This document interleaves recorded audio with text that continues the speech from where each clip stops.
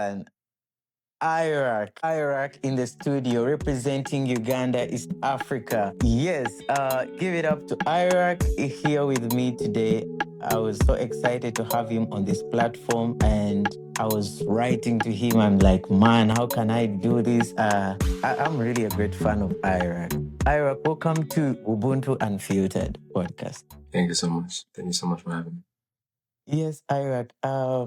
One of the first questions, I have many questions that I should ask you, but this is what I want to ask you for my viewers. Someone meeting you for the first time, what do you want them to know about Airak? I would like for them to know that I'm an artist first before everything. Anything else, I would like for them to know that I'm an artist first, because a lot of people run into me and then, because like most of the times when people run into me, they think I'm fully an actor. Like that's how they perceive me. But really, I'm just an artist that loves to act and entertain. So I'm an all-round entertainer. So you want them to know that you're an artist. That means that sounds like a great passion for music. Yeah. Well, before, and also this is what I would love to know. If Airak wasn't an artist, what would Airak be?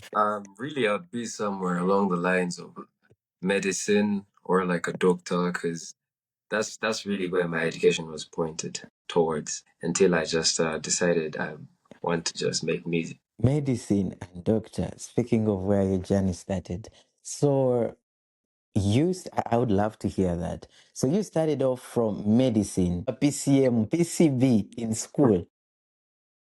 Actually, not really. First, tell me about your school journey. I've been to a couple of schools.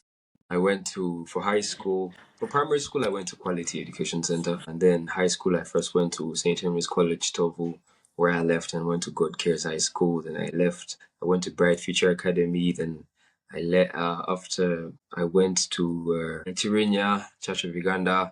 Then I went to Royal College. So basically, my whole, at the point where my life turns is after my senior four, when I did for my UCE and I passed very, very well. So that's why I say, like, my parents and myself, I wanted to do something along the lines of medicine. So I was going to do BCM when something clicked in my mind. And I'm like, you know what? I'm better off as an artist. Like, this is what I really want. Because I'm going to study all this and then become a doctor and then just end up doing the same thing, be an artist. So why not, you know? So were you already making music by that time? Not really, actually. I wasn't. Someone, sorry to say this, I was playing your music some days back, and my friend of I'm not judging, but this is what he said. Looks like these are one of the guys who used to perform at school. I did. Not really. No, but then I remember at some point in my senior three, I contested for like entertainment prefect, and then that was the Okay? very first time I got to perform at school. I And didn't everyone get the loved it. I was like, role. The students voted me, but then the administration said I couldn't be a leader because I was a day scholar. So that's how that went. I get the point. I get the point. It happened. Yeah, yeah. It happens sometimes in school. So, when did you make your first song and be like, I made my first song. I remember I was in senior five. I remember I was in senior five. That was around 2019. Yeah, that's when I made my first song, and I sold it actually wait, you didn't release it. You wrote a song and and sold recorded. it. Yes, I wrote it and recorded it, and then someone picked interest in it, and they took it. But I was in luck because I really hated the song. In my opinion, it was very, very bad. Extremely. What? So wait a minute. So before you producing all this music, you used to just write it, produce it, and sell it off. Not really. That was my first song I ever did, and I sold it. What? I don't know. It happens with most of the guys. I don't know. Most of the creative guys, it used to happen. Like there is a guy I know. He does some real craft, and to him it doesn't look good. But I'm like, guy, you can make some good money out of this when it is yours. And people with talent normally don't normally see how good you are sometimes. I That don't is know. true. So what was your first? I don't know. Well, me, when I So wrote the what song, was? I don't know. I felt like this is the best I could do. But when I listen to it, I'm like, it's bad. Yes, but that's the best way I can put it. Wow. So this brings me to a question. If your life was a soundtrack, what would it be? And why? My life would be a very, very mellow, chill, and relaxing soundtrack because a lot of things go by me. Like I don't know how to say this, but I'm really like independent that sometimes I don't even speak to my family for months, and I don't see a problem with it. I just be in my own space, Mhm. and so that's what I'm saying. Like it's that mellow kind of soundtrack that's slow and calming because when I'm always alone, I just feel better. Like. Yeah, mentioning of being alone, a friend of mine shared with me a book called The Art of Being Alone. And it says it is really okay being yourself, being a company of yourself. And that Mm. is where most people get their strength and whatsoever. But most of the times the world perceives it differently. Like, he's a loner, he's maybe depressed or anything like that. Great to hear that. I'm still reading the book. I haven't even finished the first chapter. Shout out to Robert China who sent me this book during Christmas. So, in your music journey, Mm. I've seen some of the interview and they have been asking you most of these things. And I was like, I kind of stopped all your interviews. So I want to ask you and have a conversation with you of things which I feel you haven't told us yet that we, your fans, really need to know. So Right. during your musical journey coming up as an artist, what biggest lie were you told about the music industry that you found out that things are really different?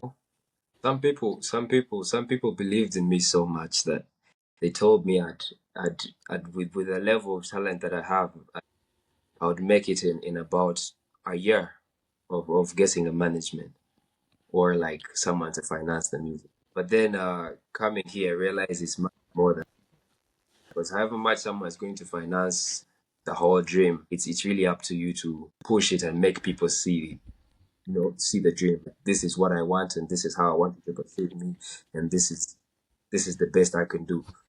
Do you like it or not? So that's the whole process that we're in, and I realized the whole you will make it in a year if you get finances. That was all a hoax. You don't need all that. You just need to know what to do and work hard. Speaking of management, how long did it take you to get your management talent was? It really sounds so urban. How long did it take you? Well, after I dropped my it's a couple of songs I dropped back then, but like as a child when I was still in school. So after I dropped those, I kind of Mhm. pulled back away from music for like a year. Then I got this job that I was working. It was basically a 24/8 job because I was no sorry 24/6. So I was working Mm. a full day for 6 days. That's when I got to meet a very very talented producer. It's called Ledra. So we got to make a couple songs, and then when we uploaded them, we pushed and they got a little bit of traction. So I think that's how Talent Walls got to spot me, and they're like, we could work together.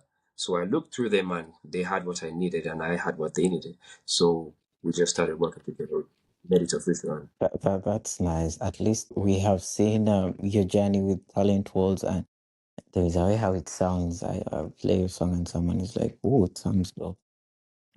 And when did you realize that wasn't enough? Like talent alone in this industry is not enough. More so the Ugandan industry. Realized talent wasn't enough when I dropped a song that I thought that was very, very, very good, and everybody around me agreed, but people just didn't listen. Like nobody gave it ears. So not until after some years, when I actually put in the work that was necessary, that's when people were like, "But this song is really nice," and that was after a whole year of me now learning what to do. But at first, no one listened. Exactly. Because Wow. I thought you just make a good song and release it. And away from that, what you have had many interviews, a couple of I've been seeing your TikTok lives and a couple of interactions with people. And let me ask you this question: Yes. what do you wish people would stop asking you? I just feel like they should stop asking me from What's that Uganda. question you wish that people would stop asking you before I go any further?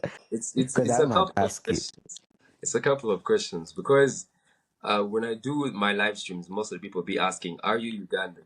And I am. I've literally tried to make that obvious. I've tried my best. Are you Ugandan? Yeah. Are you single? It's basically the same questions that are repeating themselves. But Are are you you Ugandan? single? Me right now. So that's the question you're tired of being asked, whether you're single, whether you're Ugandan, and Yes. okay, at least those are not among the questions I was going to ask. And what is the most popular question people are asking you? Basically, are you Ugandan? That's it. Okay, then let me come to this. I found this question. Let me go to this segment. I found this question most in all your video comment sections and whatsoever. And here is it. Mm. You acting your skits and more so relationship skits with this lady, and she happened to be with the same lady in some video of yours, and many people are asking, is she your girlfriend? Like, what are you guys, are you or anything? I don't know if it is okay if you're not comfortable letting us know, but it's one of the popular questions that are being asked in almost every video you post. It is true. Well, But you guys are acting great. she's a very, very, very good friend of mine. She's a very, very close friend of mine, and I wouldn't say we're dating or anything like that, but we're very, very close. Okay. Bestie, bestie. uh, that's really fun. Then let's have a cheeky round but safe questions where I'm Mm. going to ask you these questions and you have to really choose one Yeah, okay. just to freshen up. Fans or haters? Fans. Acting alone or acting with her? It's really hard to act alone, so I would act with her because the monologues are really, really disturbing. Yes, yes, yes. Scripted skits or freestyle with improv, We always like improv. improvisation. Yeah, we You always. always improv. Yeah. Oh, that's really nice. On screen On-screen chemistry creates that. It creates the whole curiosity thing. So yes, on-screen chemistry. or off the screen privacy. On-screen chemistry creates that controversy that I like. I like to have people confused about what's going on. I don't want this. Okay, love story skits or toxic relationship skits. I like a bit of both because if you focus on either one of them, it leaves out the whole controversy thing. Okay, TikTok fame or serious film roles. TikTok fame is really it's really nothing. So of course, serious film roles. Going viral once or staying consistent. I choose staying consistent, obviously. Ronaldo or Messi. Ronaldo. Playing the heartbreaker or hopeless romantic. I can't play hopeless romantic. I can't.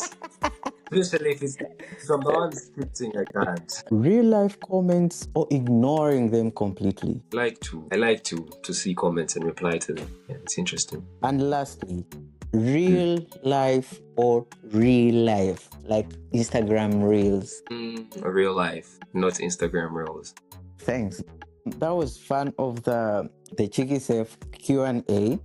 So I have a couple of questions that I would like to know. Most of these questions are picked from, I had to watch some of your interviews, and I feel like viewers out there would like to know most of these things that, you haven't talked about. And these are the kind of the unfiltered stories I want to hear from you. What question do you wish someone would finally ask you? Anyway, it cannot be a guy, it can be someone else. I wish she asked this.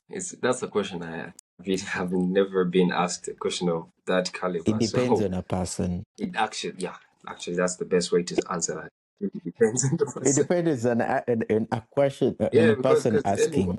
because if some people can go extra miles and you wouldn't find a problem with it, and others could just say the minus like very very small thing and it'll tip you off. So, throughout the Ugandan musical journey, there is this big question that almost every artist is being asked. Like, what do you think about the Ugandan sound? Because I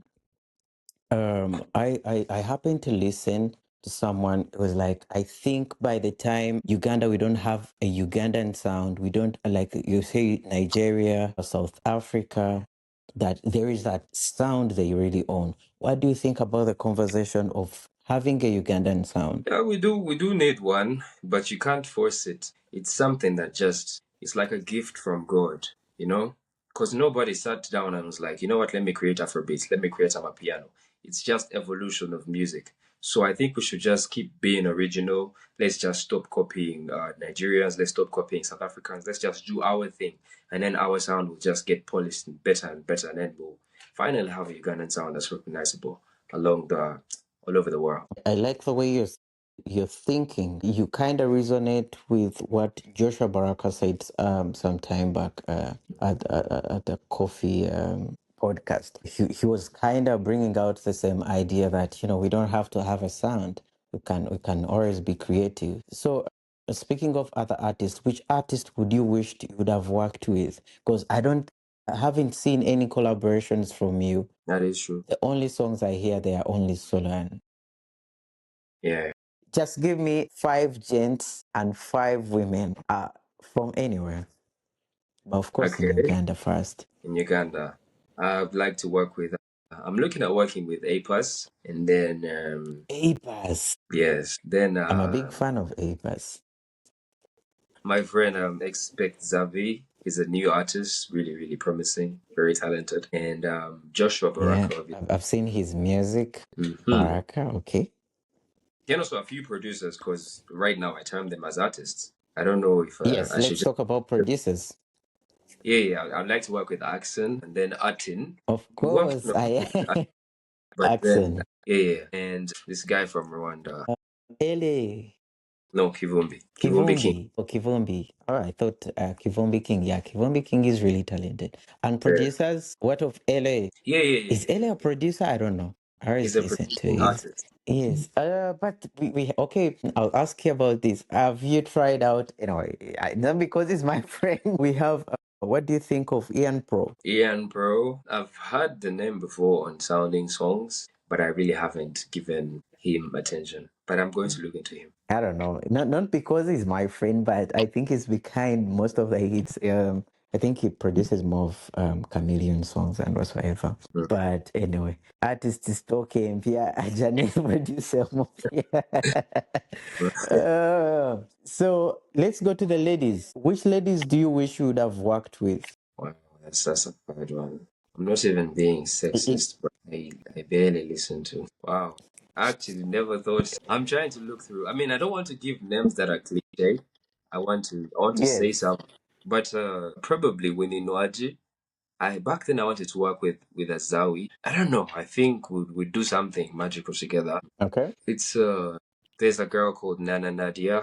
Checked out her music. It's good. There's a girl called Akine, Niwe Akine. Very, very good. Nana Nadia or I think that's the yes, name. yes. I haven't seen her. I'm sure. I was going to confuse her with Nesia. I've seen Nesia. And then I'd love to work with new artists generally, like for ladies, because I don't know, like, but if you notice in like Uganda, the music industry right now for the rising artists is kind of dominated by the males, and that's quite not nice. So we're still looking. Personally, I'm still looking for a female artist that I'd love to work with, but quite unestablished. I'm seeing everyone almost is bringing out a hit. Not everyone, okay. Gloria Boogie. She's a very, very good artist. Okay, I'll not mention, but Shiba, we have Shiba. She's a great artist. What do you I would love. think? That's great to hear. Moving on to all the artists you would have worked with, and all. I've seen you perform on different stages. I saw you performing on the Baraka, the most recent Baraka concert, into the Baraka land. Mm. And here comes my question. Which stages do you wish you would have wished to perform on, maybe in this 2026 or in some time to come? And you feel like I wish to be on such platforms in for a performance. I mean, I'm looking at Coachella. Yeah, if I get big enough to perform on Coachella, then that would be nice. But like very nice. The VMAs as well, and Afrima, all that. It's in plan. Nyege Nyege, Yeah, I mean, I'm yeah, forgetting Roast and Rhyme. yeah. Actually, that would be nice. Yes, because I love the Swansea Avenue sound of the Roast and Rhyme. And I feel you I've seen Expect Avi perform there. Yes, yeah. I've seen Joshua Baraka perform there, and I feel like you guys have this kind of new sound, new performance of these vocals that, everyone who goes to roast and rhyme really, really, really, really, really wants. That's one thing I wanted to ask. And another thing I wanted to ask you, coming to an end of this Q&A, is I had to put these little questions down, and I was like, I mean, I'm bringing to you like rapid fire sort of, since this is my first. This is going to be a record that you are my first artist I've hosted on this platform away from Uganda. And I was here and I was going to host someone from the Rap Academy here in Germany. And I was like, I have to create a platform where I have to bring my own first. And they see that, these are the people out there and before I have them. So this is what I'm asking. I have like 3 questions to go. One of them is what would you create if um, nobody would applaud? I don't know. Coming like bringing an example of the songs you mentioned about that, you brought this, you made this music and you didn't like it yourself and you had to sell it out, meaning like you didn't like it, but someone else there, liked it. So my question is, do you make music basing on what people like or what you feel like it is fit for the audience? Well, you can never know what people like, so I'm going to give you what I like and hope you like it. So that's it. That's basic. I like the way you're answering this. Do you think art should comfort people or disturb them? I think it should do a bit of both. You don't It's want peace. not really, but sometimes it's necessary. Like if I made a song about corruption, the Yeah. corrupt officials have to feel uncomfortable so they can Oh. change their ways. Yeah. Mm. I get you. And this comes to do you think music should be for healing? Your kind of music, what would you describe it emotionally? Healing. Yes. Or, and Believe it. this brings me to a question that a friend of mine told me to ask you. What do you think about producing music? Is it like many artists make music out of their own experiences that they have gone through heartbreaks, they have broken people's hearts, they have done heartbreaks, how you have managed to overcome, or like where do you pick your inspiration? This is a question I picked from a friend, and it's like she's like this. Okay. I've done both, but most of the times I write it's just vibes. It's just vibes. If I want to write a sad song, let me say I'm outside and I'm very happy, I'm just going to induce myself into a situation that will enable me see life from the lens of a person that is heartbroken. So I'll just imagine that and then visualize it and write a song. Or I could be going through the same thing and I get an inspiration. Yep. So a bit of both. Sure. And coming to an end of this podcast, I only have this question. We start our musical journey not only for passion but for money. Money has to keep things moving. And Correct. I know monetization in almost everything. Yeah. Have you made some money out of your music? Yes. Yes. I can't say I haven't. I have. And when was that first payment check? And where did you get it? First, tell me about your first payment check that you really didn't expect and something like that. Well, it came from my EP. It came from my EP. It was a seven. Actually, no, no, no, no, no. The song I dropped before the EP, because it was my very first song that I actually pushed, and it hit Okay. 10,000 streams in a week. So that wasn't much. It was like $40. But then after some Which time, song is that? it Sneaky was like, Leaky? Which song is no, no, no. that? It's Mufasa. It's Mufasa. Mufasa. Yes, I've seen a couple of your songs with Mufasa and Well, that was the song, I've seen them Mufasa. on your page. So that was the song. So That was the it song made that you this made me money believe. online. Yeah, yeah, that was the song that made me believe that I could actually do music because I mean Mm, people listening, the was nice. And it was altogether very, it made me very yeah. happy. So You are like Team A Pass. You guys make money online. How about on performances or anything like that? Well, for you, that is true. That is true. But there's some real ones that will call you and invite you somewhere and be like, you know what? I know you're up and coming artist, but this Yep. is just for you to like have some hope in yourself. So I'm going to invite you here. I won't give you as much as I pay the Sure. other, but then I'll give you something to keep you going. Because you can't just waste your money, come here, pay your own transport and all, dress up just to go back with nothing. Sure, sure. It has really, really been amazing. Thanks for the opportunity of having this conversation with you. Though the technology wasn't technology and tuta here and there, but we have made it to this platform, to this podcast. What message do you have for your fans, for your viewers out there, for someone who has seen you for the first time, or for someone who is listening to you for the first time? But the message that I have for them is basically that if you have an idea, just understand that about 20 million other people have the same idea. So it's up to you to execute it right now, or someone else will, you know? Because the excuses, if you keep on giving yourself excuses, you will never run out because your mind will keep on telling you, okay, you got this now, you're missing this. Now you're missing this. Whenever you get that, you're missing something else because you can never have everything. So that's all I can say. If you have an idea, implement it. Otherwise, someone else will and they'll profit from it. That's really powerful. Thanks, Airak. I don't know if I pronounce your name very well. I watched your video telling us how to pronounce your name. Yeah, So you can let us know how you pronounce your name very well. Then two, personally. your musical platforms, your social media platforms, in where anyone can come and listen to you.